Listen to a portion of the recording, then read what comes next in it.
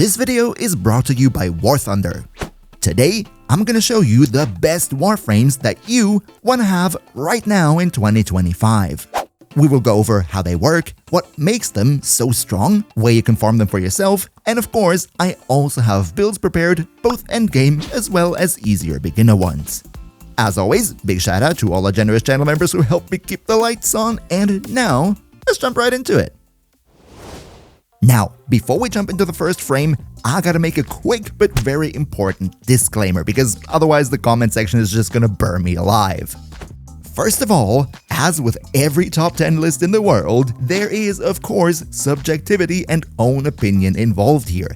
I will naturally explain as to why I put a frame on the top 10 list, but sure, my own opinion is involved. And if you disagree, that's perfectly fine. Feel free to list your top 10 in the comments down below. Just want to make sure that everybody is on the same point here. Simply because I didn't mention a certain frame here does not mean that they're bad. In fact, I think in 2025, it's more difficult than ever to rank Warframes because pretty much all of them are viable in their own way right now. And finally, as I said, yes, I will share builds for each and every frame on the list, but due to time constraints in this video, I won't give an in-detail explanation as to why I chose every single mod here. So just treat them as a build example, and if you want to know more about the builds on a specific Warframe, then maybe check out my dedicated guides that I made for each and every one of them. But now, let's finally go. Alright, the first frame on today's list maybe comes as a little bit of a surprise because you usually don't see her on the top 10 lists, but I personally think in 2025, Trinity definitely belongs here. See, I think many players are a little bit turned off from her because she's classified as a support Warframe, but this could not be more wrong.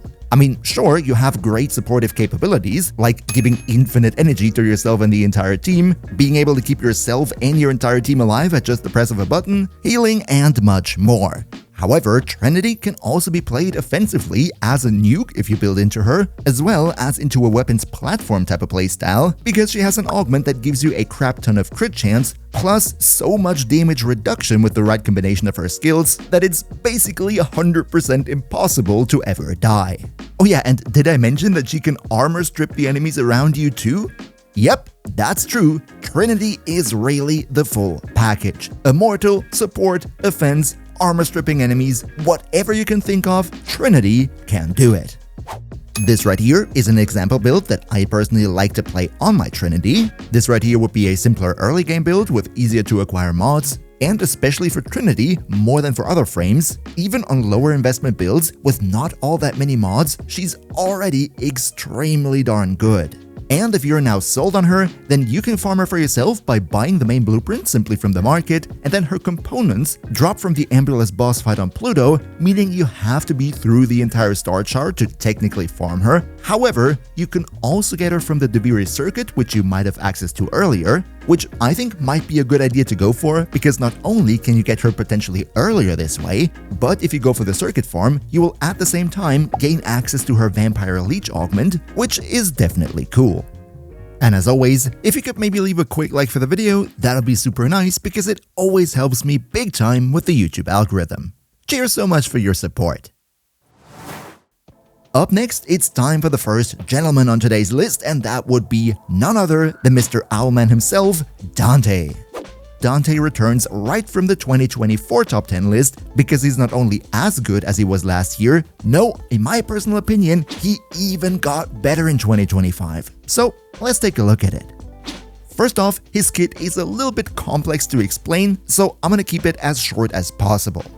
Dante as a whole has an amazing set of supportive capabilities. He can give tens of thousands of overguard to himself and the entire team, easily keeping them alive even in the heaviest of content. He can summon flying books to distract enemies and make them more susceptible to your damage. Plus, he can summon even more books that sort of function as floating turrets next to you and all your team members to rapidly amp up your team's damage output.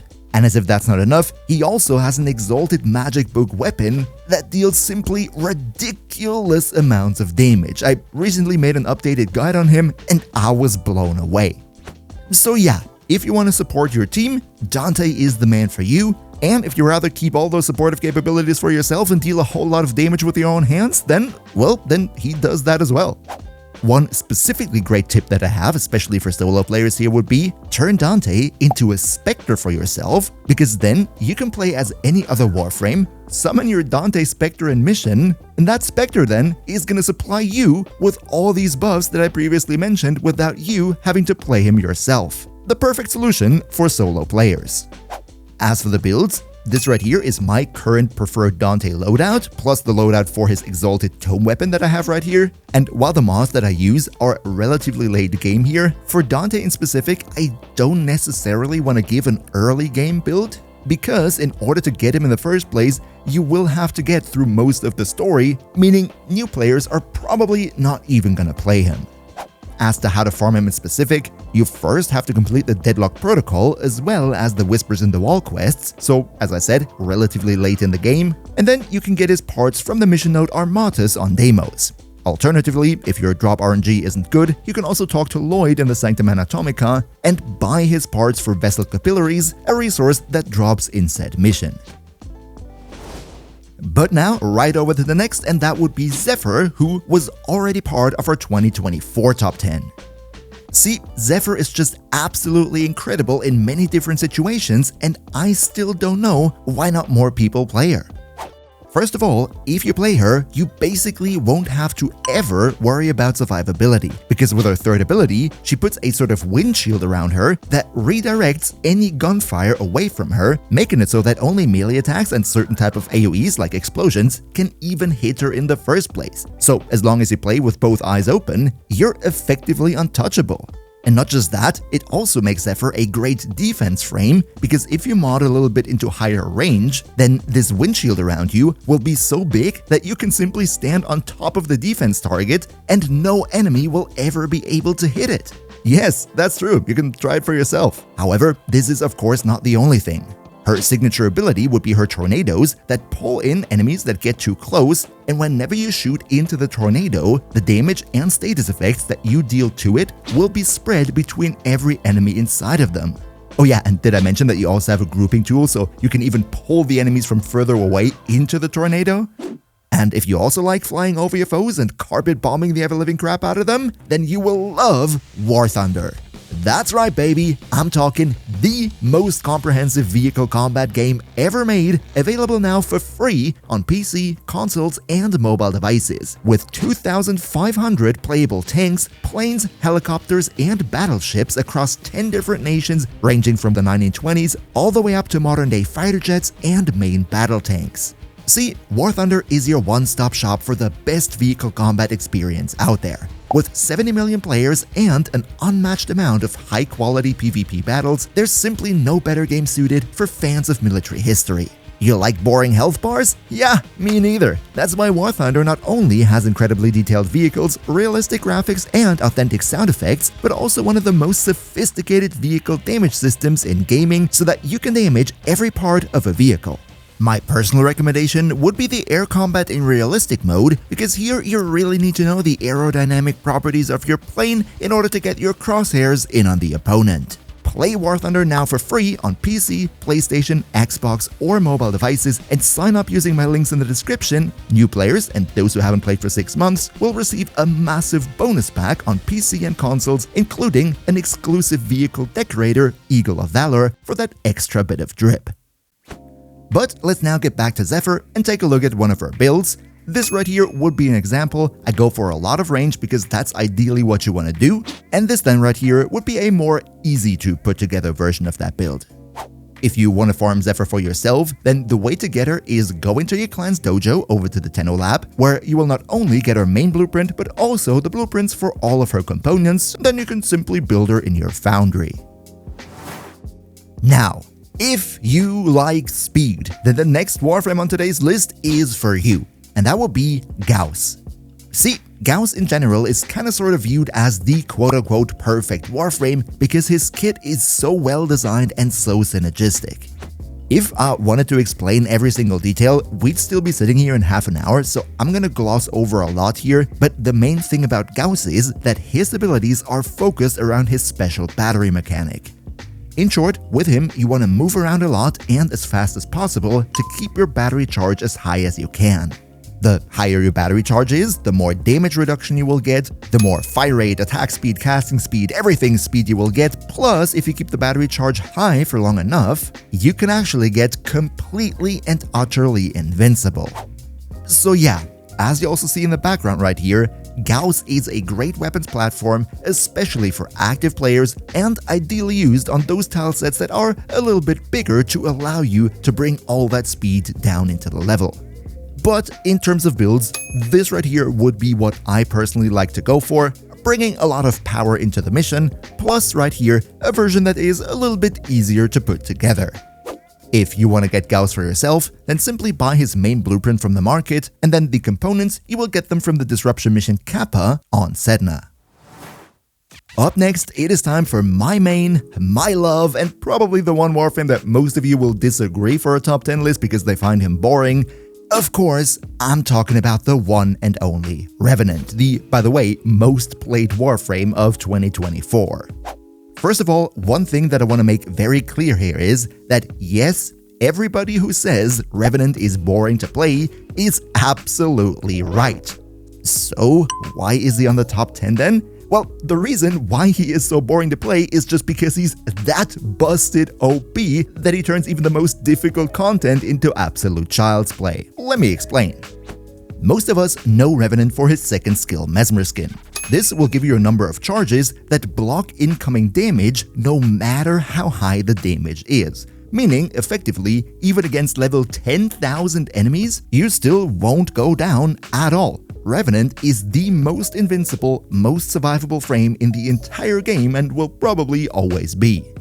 However, only seeing him as the quote-unquote Mr. Invincible is a little bit short-sighted. Especially his third ability, Reeve, is actually one of the most busted damage-dealing skills in the entire game because the damage that it deals is relative percentage-based damage, meaning that it will always take away exactly the same percentage of the enemy's health bar regardless of their level. And yes, that means with the right setup and high investment, you can even one-shot an entire room of level cap enemies.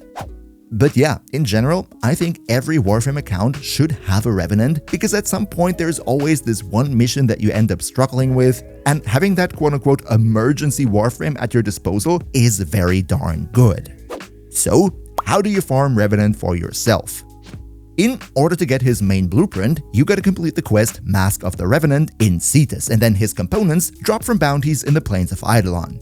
Alternatively, you could also go and farm him in the Deviri circuit, but I personally wouldn't recommend it because his normal farm is actually pretty comfortable. This right here would be a Revenant example build for the high level, as well as an example for the a bit lower level. Going for a lot of strength is usually the way. Next, we have the single earliest to acquire Warframe in the entire game. I'm talking about Gara, and yes, it's true, you can technically farm her without even having to leave Earth. Let's go over her. See, just because she is a very early game frame does not mean she's bad in any way, quite the opposite. Gara is the glass Warframe and her entire kit is focused around that, giving her great tools for many different situations. For example, if you're in a defense mission, you can build a ring of protective glass to make sure that no enemy can put a dent into the target. However, if you just want to kill everything alive, then go for her first ability, a sort of glass blade, that not only deals a ton of damage, but also can hit enemies through all types of walls, meaning with enough range and the right build, you can clear the entire map in just one swipe. It's really that strong. However, if that sounds like Gara is the quote-unquote literal glass cannon, then you're completely wrong, because she also has great defensive capabilities with a skill that gives her up to 90% damage reduction. Yes, that's right, the glass Warframe is actually one of the tankiest in the entire game. So yeah, this right here is my late game build that I recently put together, also nicely paired with this build on her glass blade, and then this right here would be a more beginner-friendly way to go about it. Now, if you want to farm her for yourself, as I said, you can get her without even having to leave Earth because her main blueprint comes from the Saya's Vigil quest, that is the intro quest to the Plains of Eidolon, and then the component blueprints, similar to Revenant, also drop from the Plains of Eidolon bounties, meaning in case you also like to have Revenant, you can kinda sorta farm Gara at the same time. Now, to give you the full picture, you could also acquire her in the Deviri circuit like many other frames, however, I wouldn't recommend to do that because she's really comfortable to farm on Earth. Up next, we have another Warframe that many in the community consider a quote-unquote perfect one, and that will be Protea. See, I know we've had a lot of reoccurring faces so far, and Protea is no different, but also here, I think in 2025, she's not only equally good, but she became even better with a certain augment, so let's take a quick look. First of all, with Protea, you will never have to worry about energy since your third skill pretty much allows you to infinitely refill yourself and the team. Then, survivability is also absolutely no issue because your first ability gives you sort of shield drones that make shield tanking incredibly easy, and even if you go into very high levels where shield tanking is not possible anymore, these drones also make shield gating such a breeze that Protea is probably the easiest shield gater in the entire game. As for her offense, look no further than her second skill, Blaze Artillery, which deals unfathomable amounts of damage, as you can also see in the background right here. These are juggernauts, some of the tankiest enemies in the entire freaking game, and this thing blasts through them as if they're nothing more than paper mache. But yeah, so far nothing new. The change in 2025 is that now there's actually a good use for her fourth skill too, with an augment that allows you to have your Blaze Artillery be not only stationary, but to actually take it with yourself on the move, giving you much more flexibility in how you personally play Protea. As for her builds, with Protea, there's a lot of variety, meaning one build will never be able to fit all needs, but this Blaze Artillery focused one right here is probably what most players will want to get on her. This then here is the more budget-focused option, and if you want to get Protea for yourself, then you get her main blueprint from the Deadlock Protocol quest. Remember, you have to do that in order to get Dante as well, so also here, overlapping farms. And then Protea's components are acquired from the Granum Void, which is unfortunately a little bit tedious to farm at times. My personal recommendation would be just do it in a squad and have some nice other Tenno help you out. Now, at number 8, there's actually not one, but two Warframes, those being Saren and Harrow, and the reason I put both of them together is not that their kits are so similar, but that they both fill one and the same roles, just do so in their own way. Let me explain. First of all, both Saren and Harrow are weapons platform frames, and absolute beasts at that. In fact, I think Saren and Harrow are so incredibly strong that no other Warframe comes even close to buffing weapons up so hard.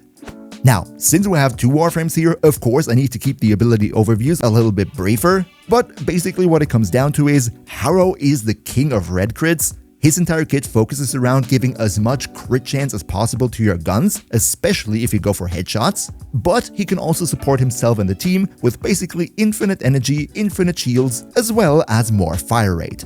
If you like guns, and if you like to aim, and if you like to go for those precise headshots, then Harrow is definitely your man. And then on the other side, Saren is not so much focused on crit, instead she buffs her weapons by infusing a metric buttload of different elements onto them, like corrosive, like toxin. She can also AoE armor strip, AoE viral prime, so you see why Saren is so incredibly good. Now, the fact that Saren and Harrow are very good for weapon buffing should probably be nothing new. However, in 2025, they became so much better with the introduction of Site 09's helmet ability Evade that now effectively allows them to constantly be invisible on top of all the buffs that they give. This right here would be my personal Saren build, both in the late game as well as in the beginner version. Then the one for Harrow, also here, late game as well as beginner. And if you want to farm both of them for yourself, then for Saren, you get the main blueprint from the market as well as the components from the Kayla the Thane boss fight on Sedna. And then for Harrow, that is unfortunately one of the most tedious farms in the entire game. The main blueprint comes from the Chains of Harrow quest. The chassis are dropped in Void Fissure missions, new optics come as a reward from Kuva's Spy, and the systems from Defection missions. Yeah, this is definitely something you do not want to do. My recommendation therefore would be farm specifically Harrow from the Deviri circuit, because not only is this much more comfortable, but also in the Deviri circuit he will come together with his Lasting Covenant augment, which in my opinion is an absolute must-have on him. Up next, let's talk one of the most popular frames in the game, and rightfully so, Wisp. Wisp, oh boy, Wisp is just so incredible. Not only because of her features. See, first of all, as Wisp, it's basically impossible to die. Whenever you're in the air, you're invisible to enemies. You can shoot out a decoy that not only draws in enemy fire, but also makes you invisible. You have great buffs for more heal and more speed for yourself and the entire team, plus one of the best damage dealing abilities in the game in the form of Breach Surge, and now in 2025, even her fourth ability that previously was always a little bit glossed over, received a new augment that makes it surprisingly good. So yeah, long story short, if you like to be a speedy girl that takes out everything left and right with powerful weapons, then Madam Wisp is your girl. For the builds, this right here is the one that I currently run, though I should specifically mention one very powerful thing that ideally you want to use on every Wisp would be Arcane Crepuscular, because it gives you a final 3x crit damage multiplier, which synergizes very well with her, because A, this arcane will constantly be on since Wisp is considered invisible most of the time, and then the hits from your damage dealing ability Breach Surge are guaranteed crits, so that crit damage bonus from Arcane Crepuscular really comes in clutch. However, if you're more of a newish player, then I would rather recommend going for something in the direction of this here. To get Wisp for yourself, you gotta finish the Chimera Prologue quest, and then all the blueprints that you need will come from the Ropa Lawless boss fight on Jupiter. And last, but definitely not least, let's talk about our cat lady Cora. See, Cora was already amazing in the past, but in 2025, oh boy, is she great! First of all, the main thing about her kit is her first ability Whip Claw, which is basically a whip with which you can attack enemies and deal a whole lot of damage. However, with the recent Pseudo-Exalted rework, your Whip Claw is now a moddable melee weapon, meaning you can put arcanes on it to literally nuke away the entire room if you like. However, that's not all. If you use her special ability Strangle Dome, then not only will you crowd control enemies that get too close to it, but also other enemies will start attacking those enemies that are caught in the Strangle Dome, meaning even though it doesn't block any shots, you can still put it over a defense target in a defense mission to take the heat a little bit off of it. And not just that, it also comes with an augment that gives enemies that die in the Strangle Dome an increased chance of dropping loot, making Cora not only a great damage dealer defense Warframe, but now also a looter, benefiting every Warframe account out there tremendously. And you know what surprised me the most when I recently made a guide on her? Her cat companion Venari is an absolute powerhouse in terms of how much damage it can deal, and I think the accompanying Venari ability is incredibly good because with it, you can force Venari to instantly teleport to a marked enemy and start attacking said enemy. This will bypass any type of weird targeting issues and companion AI that all the other critters in the game have, making Venari an actually very viable damage dealing tool. Now, because of the fact that I think this Venari playstyle is a little bit more niche, this right here is a more generalist build focusing on your Whip Claw, what probably most players will want to go for. This then is the more budget-focused version of it, and if you want to farm Cora for yourself, then you get her as a reward from the Sanctuary Onslaught, not the elite one, just the normal. But, and this would be my personal recommendation, also here rather go for the Deviri Circuit variant, because not only is it more consistent, but also here she will come bundled together with her accumulating Whip Claw augment, which on many builds is a must-have. Alright, so much for the top 10, but before you go away and before we end the video, I also want to give a quick shout out to a couple honorable mentions, Warframes that, in my opinion, didn't quite make the top 10, but are still super duper good, and probably for some of you out there, even best in slot. So, let's go. First off, I want to talk about, of course, one of the absolute OGs, and that would be Volt. Volt is a super versatile Warframe. You can have speed, you can be defensive with nice shields, he's one of the main roles in Eidolon hunting, in case you're into that, and just in general, it's really hard to find any type of mission where Volt is a bad option. So yeah, if you like him, you could either go and just pick him as your very first Warframe when you start the game, or later down the line you get him from the clan's dojo. Up next, we would have Kullervo. Kullervo just got a brand new skin and looks absolutely amazing, which I'm sure catapults him into the top 10 for many players out there. And to make it very simple, Kullervo is a damage output god, especially with melees, because he has, his signature skill Wrathful Advance that gives you big fat red crits on pretty much every melee. Only reason I didn't put him on the top 10 is that Wrathful Advance is his helmet ability, meaning you could put it on any frame and don't have to play Kullervo himself to get the melee red crits. But of course, he himself has other great features too, and I think every player sooner or later should have a copy of Kullervo for themselves. Then I want to also shed a bit of light onto Cyto 9 as well as Lavos. To me, they're kinda sort of in a similar position where they are very strong weapons platforms, both of them in their own unique way. But also here, the reason I didn't put them themselves on the top 10 is that we had Harrow as well as Seren here, which in my opinion, in 2025, are simply the superior weapons platforms. Doesn't mean though that Cyto 9 and Lavos are bad. And my final honorable mention would be Citrine, because she's just a great Warframe all around. She's a great supporter for the whole team, gives energy, gives health, gives damage reduction, and you can even red crit with her. Only downside with her is that her farm is pretty darn tedious, but if you're pain tolerant, then she's definitely worth a look. Big thank you again to War Thunder for sponsoring this video. Make sure to play it for free on PC, PlayStation, Xbox, or mobile today by using my links in the description down below. And remember, if you're a new player or haven't played in 6 months, you will receive the massive bonus pack I mentioned on PC and consoles with premium vehicles, 100,000 silver lions, and 7 days of premium account. Another massive shout out to Niels V, Demon Lord Cell, Demon Emperor, Emperor Prime, Nostalnex Gaming, Turtlepeer, Lycon Shepherd, Ondakanio 2, Pepperwolf, Mihawk, Phil the Meme, Socrates the Almighty Rat, Leo Murasaki, Damon, Shadow Lockhart, Trolloloxen, Kiski, Antares, Pate Crusader, and all other generous channel members for your continuous support. We see each other, hopefully in the next one, and until then, as always, good loot.